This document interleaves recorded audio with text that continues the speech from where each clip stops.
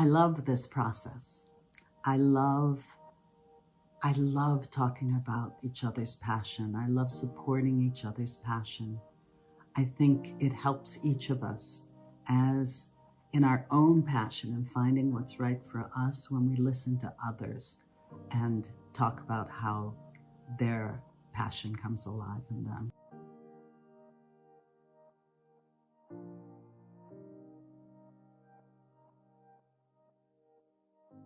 Hi, my name is Senka Caro, and I'm founder of LightNet. And my passion and purpose is expanding what we think is possible in the world. I'm sitting down today with Susan Belchamber.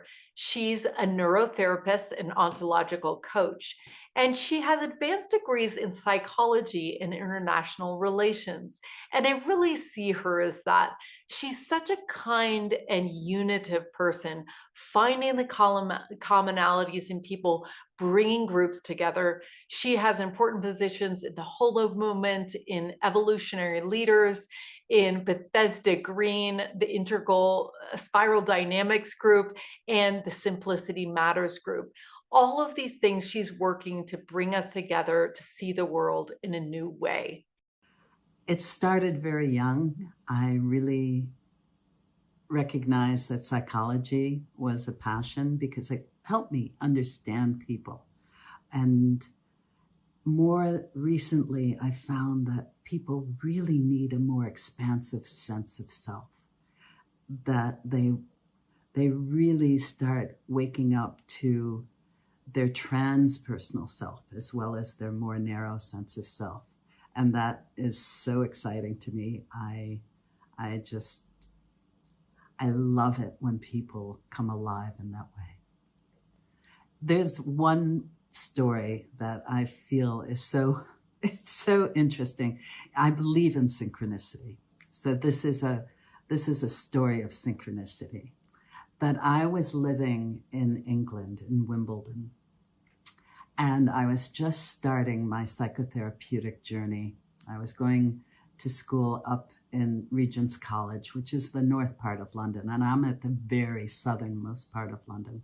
I just had a baby, and I was, stressed as a new mother. So I was late taking the tube up to Regent's College.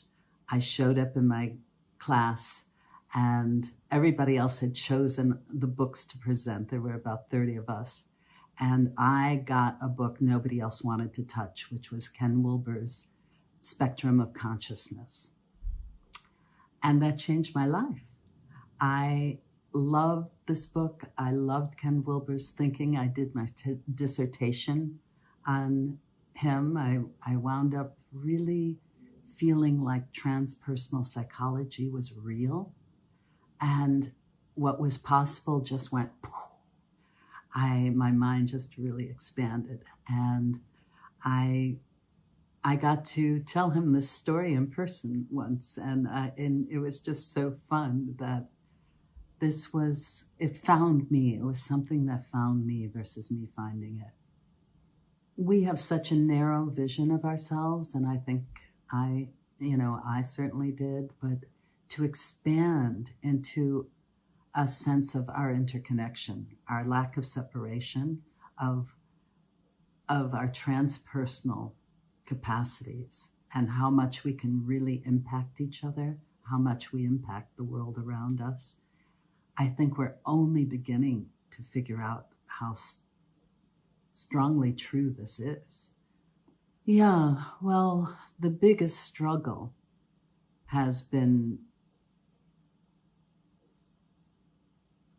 trying to meet people where they are and love them, and particularly as clients, but even as friends and allies, that we still narrow down, particularly when we get defensive and when we're really trying to promote a specific idea.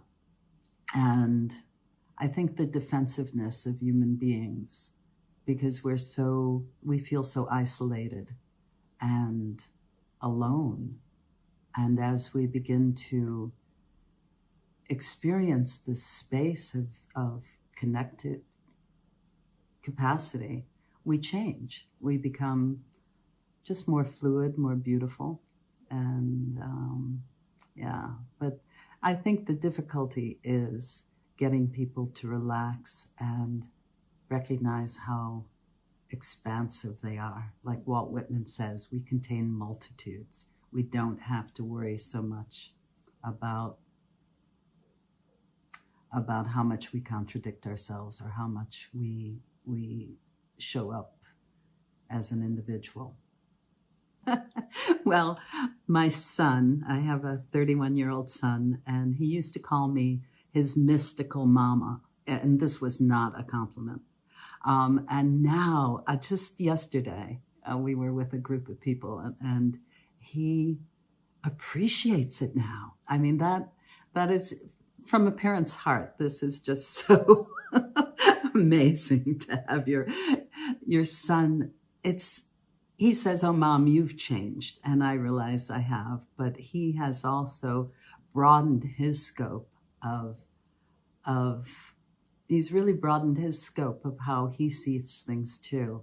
And I have this impact on people, I think, and groups. I work with small groups. And when I'm in the flow, people begin to feel like they're more and more, they have more space to expand into the fullness. They have interconnections they didn't think they have. Synchronicities happen all the time. And it's so much fun. And we just open to a heart space that is just, it's healing, it's beautiful. It's what I think most of us really want in relationship, and a sense of community arises. The passion shows up in interesting ways. When it fills a need that you didn't even know you had, and all of a sudden you go, you get lost in it. You lose track of time. You lose track of yourself, and you just, I think just this joyfulness arises, and an ease of focus, like you wind up just doing research, and it's not hard. It's not like it's for a project for school. You just to notice that, and how your body feels, how relaxed, how in tune, how alive you feel. I think these are all just clues, and don't judge yourself too harshly. Just see what's arising, and just, it doesn't have to be hot. It can just be warm. Just follow the warmth. And sometimes you'll have moments of that heat that seems like perfection. But I think people know it. If you give yourself enough space to just know that it's not an end-all be-all, that you try things out and see. If most of the world found their purpose, I feel like this is the world we all really genuinely want to live in. Because people would not be in competition. They would not be playing a zero-sum game of what's more for me is less for you. I think at that point, things change, because then we don't have to pretend to be something we're not. And that opens up an amount of space for us, that we have so much more energy, we have so much more aliveness. We're not wasteful. We're really doing what the world needs. And we'll find each other because we're more genuine with each other. And I just feel this possibility of a felt sense of belonging, expanding, and creating a world that works so much better for all.